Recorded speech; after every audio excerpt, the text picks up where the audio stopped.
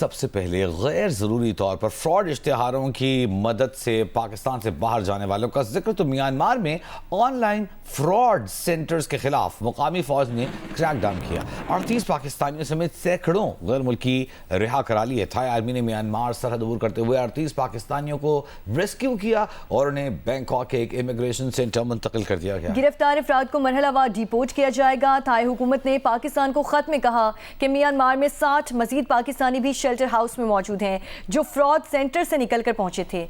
پاکستانی متعلقہ ادارے ڈیپورٹ افراد سے تفتیش کے بعد ایجنٹس کے خلاف کارروائی کریں۔ ڈیپورٹ ہو کر آنے والے پاکستانیوں کے نام 5 سال کے لیے ای سی ایل میں بھی ڈالے جائیں۔ دوسری جانب ایف آئی اے حکام کا کہنا ہے کہ تھائی لینڈ، میانمار اور کمبوڈیا آن لائن فراڈ کے مرکز ہیں۔ فراڈ سینٹرز چلانے والے کال سینٹرز میں نوکریوں کے آن لائن اشتہار دیتے ہیں۔ نوجوانوں کو ورک ویزے پر بلا کر قید کر لیا جاتا ہے۔ پاکستانی ان ممالک میں ورک ویزوں اور ایسی آن لائن ملازمتوں کے جھانسے میں نہ آئیں۔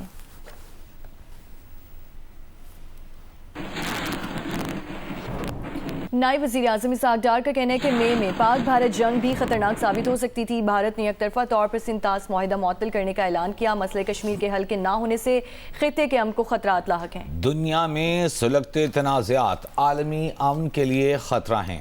اسلام آباد میں سیمینار سے خطاب کے دوران نائب وزیر اعظم اسحاق ڈار نے کہا کہ پاکستان تنازعات کے حل کے لیے مذاکرات اور سفارت کاری کی حمایت کرتا ہے۔ جنوب ایشیا سب سے زیادہ آبادی والا خطہ ہے۔ جنوب ایشیا میں موسمیاتی تبدیلی اور غذائی قلت کے چیلنجز سنگین ہوتے جا رہے ہیں۔ In May 2025, as I earlier mentioned, the region witnessed yet another India-Pakistan crisis. There are two nuclear-capable countries involved in a conflagration that would have gone into uncontrollable escalation. The US played a crucial role in brokering a timely ceasefire. While the hostilities ceased, an uneasy and fragile peace persists. Pakistan demonstrated both in resolve and capability to thwart aggression and reinforce deterrence. The concept of net security provider is buried. Sustainable peace in South Asia, however, requires more than maintaining strategic stability. Above all else, a just and lasting solution of the Jammu and Kashmir dispute remains indispensable. Lahore high court کا بچوں کی حوالگی سے متعلق اپنی نوعیت کا ایک منفرد فیصلہ سامنے آیا ہے۔ عدالت نے قرار دیا ہے کہ بچوں کی حوالگی کے کیس میں ان کی خواہش اور ذہنی کیفیت کو مقدم رکھا جائے۔ عدالت نے 13 سالہ بچے کو حقیقی والدین سے لے کر لے پالک والدین کے حوالے کرنے کا حکم دے دیا ہے۔ وقاص سوان ہمارے ساتھ موجود ہیں۔ وقاص کہیے گا کیا تفصیلات ملی ہیں اس کیس سے متعلق؟ جی دیکھیے، یہ لاہور ہائی کورٹ کے جسٹس فیصل زمان نے سید ارشد علی کی درخواست پر 8 صفحات پر مشتمل یہ تحریری فیصلہ جاری کیا ہے، جس میں عدالت نے یہ کہا ہے کہ بچوں کی حوالگی کے کیس میں ان کی خواہش اور ذہنی کیفیت کو مقدم رکھا جائے۔ عدالت نے 13 سالہ بچے کو حقیقی والدین سے لے کر لے پالک والدین کے حوالے کرنے کا حکم دیا ہے اور اس حوالے سے ٹرائل کورٹ کا وہ فیصلہ کالعدم قرار دیا ہے جس میں ٹرائل کورٹ نے لے پالک سے بچے جو ہے وہ حقیقی والدین کو منتقل کیے تھے۔ عدالتی فیصلے میں یہ کہا گیا ہے کہ سپریم کورٹ کے فیصلے کے مطابق بچے کی رائے کو اہمیت دینا ضروری ہے۔ موجودہ کیس میں بچے نے لے پالک والدین کے ساتھ جانے کا بیان دیا، لیکن اس کے باوجود عدالت نے 1 ہفتے کے لیے بچے کو حقیقی والدین کے ساتھ بھیجا، لیکن بچے نے دوبارہ پیشی پر پھر لے پالک والدین کے ساتھ جانے کا بیان دیا۔ عدالتی فیصلے میں یہ کہا گیا ہے کہ بچے کے حوالگی کے کیس کے اصولی طور پر حقیقی والدین کو ترجیحی حق حاصل ہے، لیکن موجودہ کیس میں حقیقی والدین یہ ثابت کرنے میں ناکام رہے کہ بچے کی پرورش درست طریقے سے نہیں ہوئی اور انہوں نے اپنی مرضی سے بچہ لے پالک والدین کو دیا تھا۔ لہٰذا عدالت نے ٹرائل کورٹ کا فیصلہ کالعدم قرار دیتے ہوئے بچے کو حقیقی والدین کے حوالے کر دیا ہے۔ بہت شکریہ وقاص سوان آپ کا۔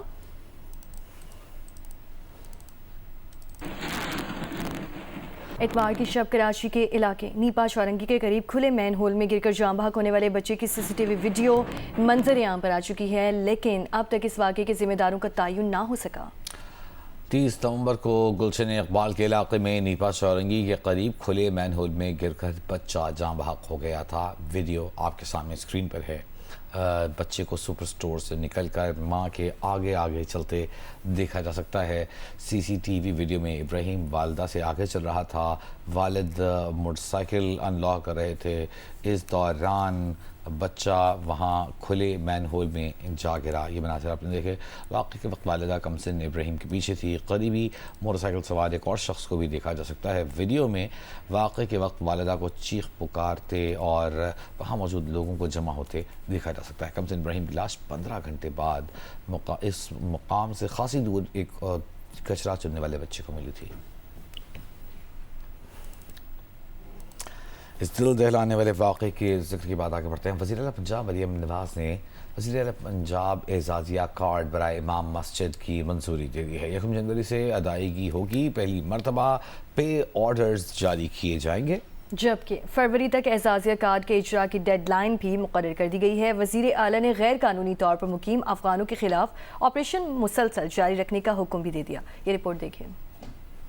وزیر اعلیٰ پنجاب مریم نواز کی زیر صدارت اجلاس میں وزیر اعلیٰ پنجاب اعزازیہ کارڈ برائے امام مسجد صاحب کی منظوری دی گئی۔ وزیر اعلیٰ نے 1 جنوری سے ادائیگی کرنے کا حکم دیتے ہوئے کہا کہ پہلی مرتبہ پے آرڈر دیے جائیں گے، جبکہ 1 فروری سے اعزازیہ کارڈ برائے امام مسجد صاحب کے ذریعے ادائیگی ہوگی۔ انہوں نے ائمہ کرام کی رجسٹریشن کا عمل مسلسل جاری رکھنے کی ہدایت بھی کی۔ اجلاس کو بتایا گیا کہ پنجاب بھر میں 62,994 ائمہ کرام کے رجسٹریشن فارم موصول ہوئے ہیں، جن کی تصدیق کا عمل جاری ہے۔ ملک و قوم کے مفادات کے خلاف اور اخلاقی یا مالی جرائم میں ملوث امام مسجد کا اعزازیہ بند کر دیا جائے گا۔ صوبہ بھر میں مسجد مینجمنٹ کمیٹیاں اور تحصیل مینجمنٹ کمیٹیاں بھی قائم کی گئی ہیں۔ وزیر اعلیٰ پنجاب نے حساس علاقوں میں مسلسل کامبنگ آپریشن جاری رکھنے کی ہدایت بھی کی۔ اجلاس میں سیف سٹی کیمروں اور سرکاری املاک کو نقصان پہنچانے پر سخت کارروائی کے لیے قانون سازی کا فیصلہ کیا گیا۔ وزیر اعلیٰ پنجاب مریم نواز نے 4 شیڈول جرائم پیشہ افراد کی ڈیجیٹل نگرانی کے لیے ضروری اقدامات کی ہدایت کی اور غیر قانونی طور پر مقیم افغانوں کے خلاف آپریشن مسلسل جاری رکھنے کا حکم بھی دیا۔ پنجاب والوں کے لیے اچھی خبر ہے، بسنت از بیک۔ پنجاب میں پتنگ بازی پر پابندی ختم کر دی گئی ہے اور پنجاب کائٹ فلائنگ آرڈیننس 2025 جاری کر دیا گیا ہے۔ اجازت تو مل گئی ہے لیکن پوری احتیاط اور پابندی کا سامنا ہوگا۔ لاہور سے دیکھیے اعظم ملک کی رپورٹ۔ جی، گزشتہ رات Punjab regulation of kite flying ordinance جاری ہو گیا۔ اس آرڈیننس کے بعد 25 سال بعد پنجاب میں بسنت کی اجازت جو ہے وہ متعلقہ ڈی سی کے اجازت نامے کے ساتھ مشروط کر دی گئی ہے۔ اس اجازت نامے کے بعد جو رجسٹریشن ہوگی کائٹ اور ڈور بنانے والوں کی وہ متعلقہ ڈی سی کرے گا، جس کے بعد ایک QR کوڈ جاری کیا جائے گا اور وہ QR کوڈ جو ہوگا وہ پتنگ پر اور چرخیوں پر بھی جاری کیا جائے گا۔ متعلقہ ڈی سی ہی مخصوص مقامات اور مخصوص حالات پر جو بسنت ہے اس کی اجازت دے گا۔ اس حوالے سے اس آرڈیننس کے اندر کچھ سزائیں بھی رکھی گئی ہیں کہ 18 سال سے کم عمر اگر کوئی پتنگ اڑائے گا تو اس کے لیے پہلے 50,000 جرمانہ، پھر 1 لاکھ اور پھر 6 ماہ کی قید بھی ہے۔ اس آرڈیننس کے اندر پولیس کو وسیع اختیارات دیے گئے ہیں۔ ایک سب انسپیکٹر رینک کا آفیسر ہے، اگر اسے شکایت ملتی ہے کہ کسی جگہ پر بے ضابطگی ہو رہی ہے یا کسی جگہ پر شور ہوگا یا ہنگامہ یا فائرنگ ہو رہی ہے تو وہ ریڈ کر سکے گا، گرفتاری کر سکے گا۔ اس کے ساتھ ساتھ آرڈیننس میں خطرناک مواد کو بھی شامل کیا گیا ہے کہ اگر کوئی پتنگ فروش یا ڈور بنانے والا خطرناک مواد استعمال کرتا ہے اس کے بعد سخت قانونی کارروائی کی جائے گی، لیکن خطرناک مواد کو ڈسکس نہیں کیا گیا کہ وہ کون سا ہوگا۔ اسی آرڈیننس کو آج پنجاب اسمبلی سے منظور کروایا جائے گا۔ متعلقہ ڈی سی جو ہوگا اس کے پاس یہ سارے اختیارات آ گئے۔ اس کے ساتھ ساتھ جو موٹر سائیکل حضرات ہیں وہ مخصوص دنوں میں جب پتنگ بازی ہو رہی ہوگی تو وہ اپنے موٹر سائیکل کو اس کو حفاظتی جو ایک شیٹ ہوگی اس کے ساتھ ہی چلا سکے گا۔ جی، وادی کوئٹہ سمیت بلوچستان کے شمالی علاقوں میں مطلع صاف، موسم خشک اور شدید سرد ہے۔ ایسے میں گیس پریشر میں کمی سے لوگوں کو مشکلات کا سامنا ہے۔ کیا تفصیلات ہیں، سلمان اشرف سے جانتے ہیں۔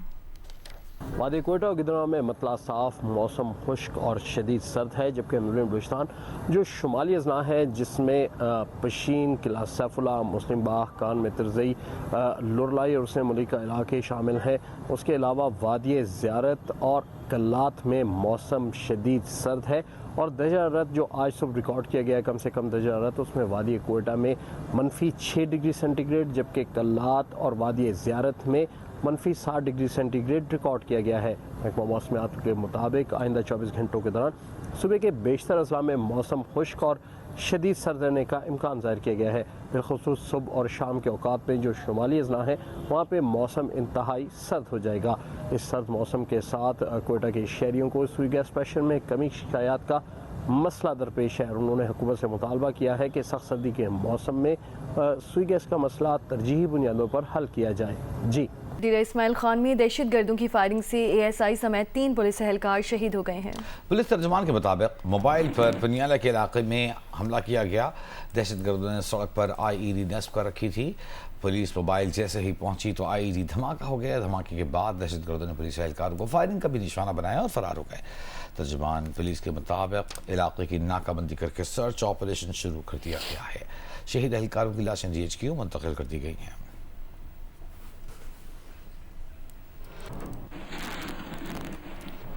وزیر مملکت برائے خزانہ بلال اظہر کیانی نے کہا ہے کہ حکومت کی جانب سے برآمدی شعبے کو فوری ریلیف فراہم کرتے ہوئے تمام برآمدی مصنوعات پر ایکسپورٹ ڈیولپمنٹ سرچارج ختم کر دیا گیا ہے۔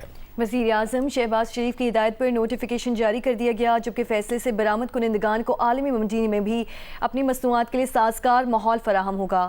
بلال اظہر کیانی نے کہا کہ لاگت میں کمی سے پاکستان کی برآمدی مسابقت میں اضافہ متوقع ہے۔